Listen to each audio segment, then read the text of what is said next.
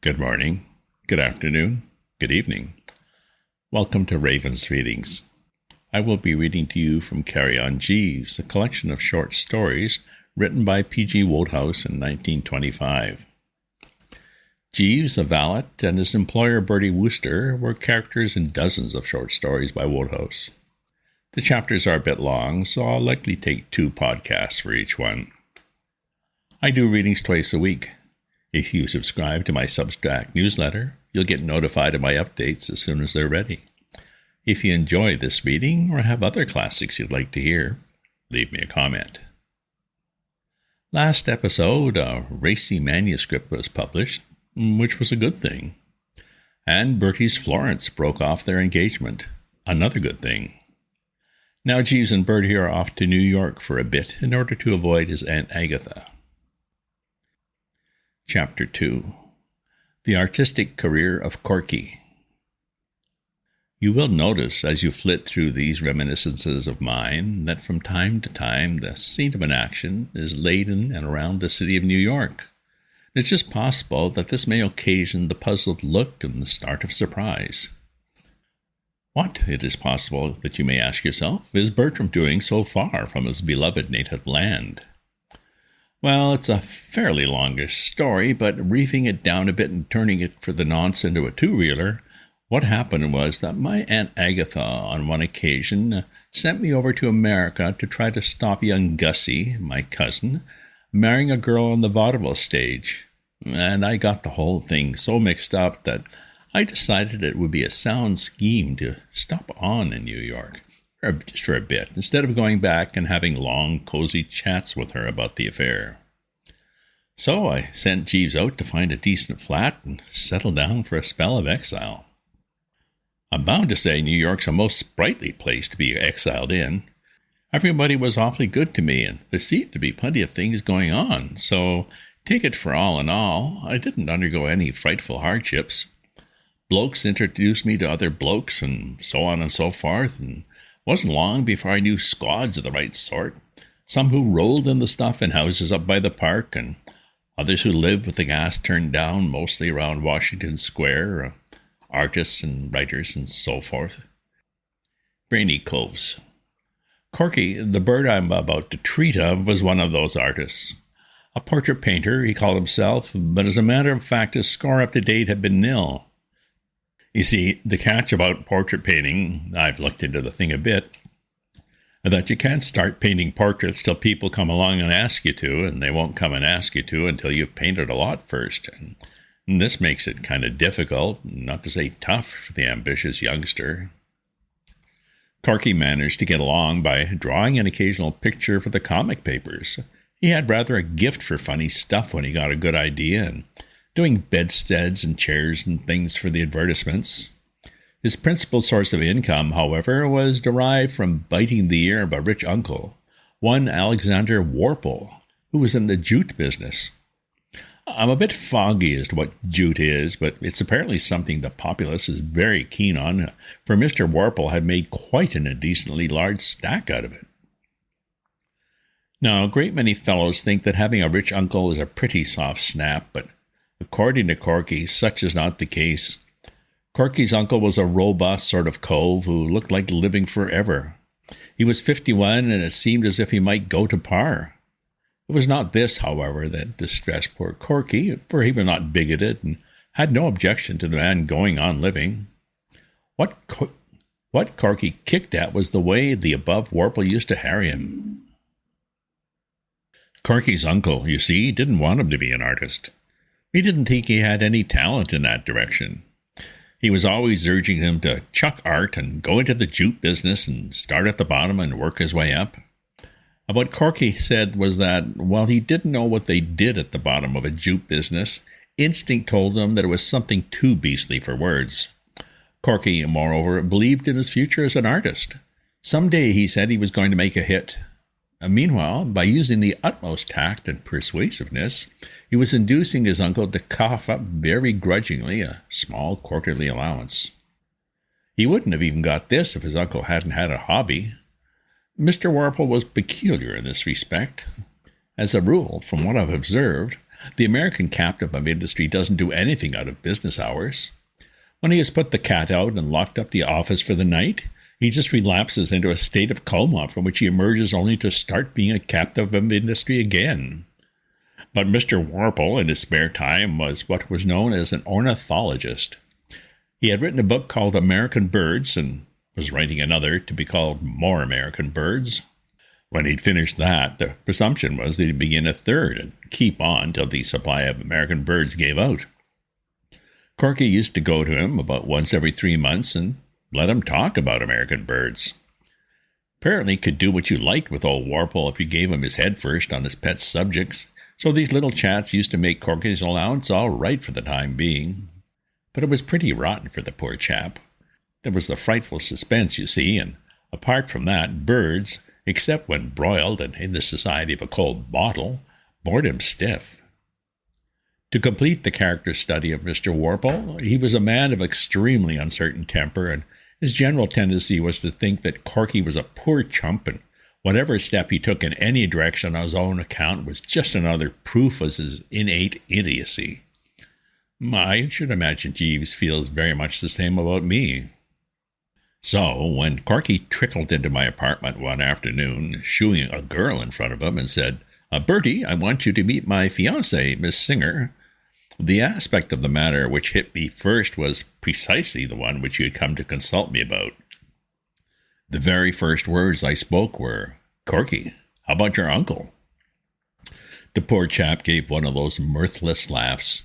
He was looking anxious and worried, like a man who has done the murder all right, but can't think of what the deuce to do with the body. "Oh, we're so scared, Mr. Wooster," said the girl. "We were hoping that you might suggest a way of breaking it to him." Muriel Singer was one of those very quiet, appealing girls who have a way of looking at you with their big eyes as if they thought you were the greatest thing on earth and wondered that you hadn't got onto it yet yourself. She sat there in sort of a shrinking way, looking at me as if she were saying to herself, "Oh, I do hope this great strong man isn't going to hurt me." She gave a fellow a protective kind of feeling and made him want to stroke her hand and say, "Oh, there, little one," or words to that effect. She made me feel that there was nothing I wouldn't do for her. She was rather like one of those innocent-tasting American drinks which creep imperceptibly into your system so that, before you know what you're doing, you're starting out to reform the world by force if necessary, and pausing on your way to tell the large man on the corner that if he looks at you like that, you'll knock his head off. What I mean is, she made me feel alert and dashing like a knight-errant or something of that kind. I felt that I was with her in this thing to the limit. "I don't see why your uncle shouldn't be most awfully bucked," I said to Corky. "He will think Miss Singer the ideal wife for you." Corky declined to cheer him. "You don't know him. Even if he did like Muriel, he wouldn't admit it. That's the sort of pig-headed ass he is. It would be a matter of principle with him to kick. All he would consider would be that I had gone and taken an important step without asking his advice, and he would raise Cain automatically. He's always done it." I strained the old bean to meet this emergency. "You want it to work so that he makes Miss Singer's acquaintance without knowing that you know her. Then you come along." But how can I work it that way?" I saw his point. That was the catch. "There's only one thing to do," I said. "What's that?" "Well, leave it to Jeeves." And I rang the bell. "Sir," said Jeeves, kind of manifesting himself. One of the rummy things about Jeeves is that, unless you watch like a hawk, you very seldom see him come into a room. He's like one of those weird birds in India who dissolve themselves up into thin air and nip through space in a sort of disembodied way and assemble the parts again just to where you want them. I've got a cousin who's what they call a theosophist, and he says he's often nearly worked the thing himself, but couldn't quite bring it off, probably owing to having fed in his boyhood on the flesh of animals slain in anger and pie. The moment I saw the man standing there, registering respectful attention, a weight seemed to roll off my mind. I felt like a lost child who spots his father in the offing. "Jeeves," I said, "we want your advice." "Very good, sir." I boiled down Corky's painful case into a few well-chosen words. So you see what it amounts to, Jeeves. We want you to suggest some way by which Mr. Warple can make Miss Singer's acquaintance without getting onto the fact that Mr. Corcoran already knows her. Understand? Perfectly, sir. Well, try to think of something. I have thought of something already, sir. You have? Well, the scheme I would suggest cannot fail of success, but it has what may seem to be a drawback to you, sir, in that it requires a certain financial outlay. He means, I translated to Porky, that he's got a pippin of an idea, but it's going to cost a bit. Naturally, the poor chap's face dropped, for this seemed to dish the whole thing. But I was still under the influence of this girl's melting gaze, and I saw that this was where I started in as a knight-errant. You can count on me for all that sort of thing, Corky, I said. Only too glad. Carry on, Jeeves. I would suggest, sir, that Mr. Corcoran take advantage of Mr. Warple's attachment to ornithology. How on earth did you know he was fond of birds? It is the way these New York apartments are constructed, sir, quite unlike our London houses. The partitions between the rooms are of the flimsiest nature. With no wish to overhear, I have sometimes heard Mr. Corcoran expressing himself with a generous strength on the subject I have mentioned. Oh, well?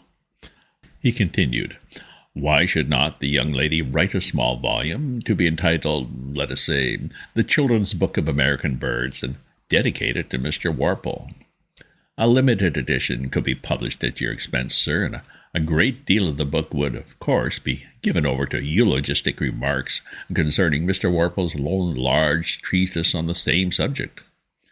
I should recommend the dispatching of a presentation copy to Mr. Warple immediately on publication, accompanied by a letter in which the young lady asks to be allowed to make the acquaintance of one to whom she owes so much.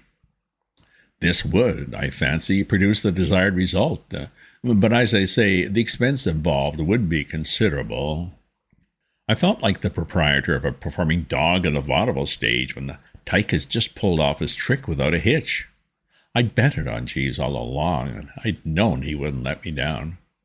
Beats me sometimes why a man with his genius is satisfied to hang round pressing my clothes and what-not.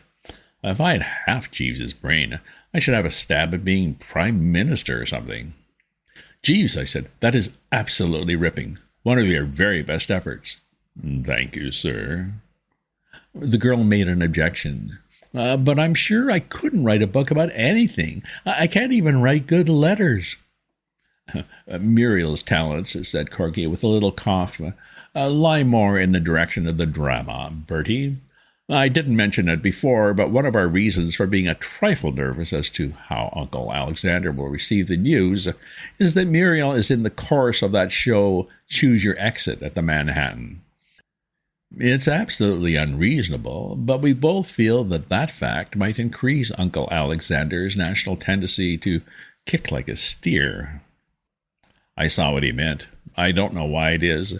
One of these psychology sharps can explain it, I suppose, but uncles and aunts as a class are always dead against the drama, legitimate or otherwise. They don't seem able to stick it at any price. But Jeeves had a solution, of course. I fancy it would be a simple matter, sir, to find some impecunious author who would be glad to do the actual composition of the volume for a small fee. It is only necessary that the young lady's name should appear on the title page. That's true, said Corky. Sam Patterson would do it for $100. He writes a novelette, 3 short stories, and 10,000 words of a serial for one of those all-fiction magazines under different names every month. A little thing like this would be nothing to him. I'll get after him right away. Fine, I said. Will that be all, sir? Said Jeeves. Very good, sir.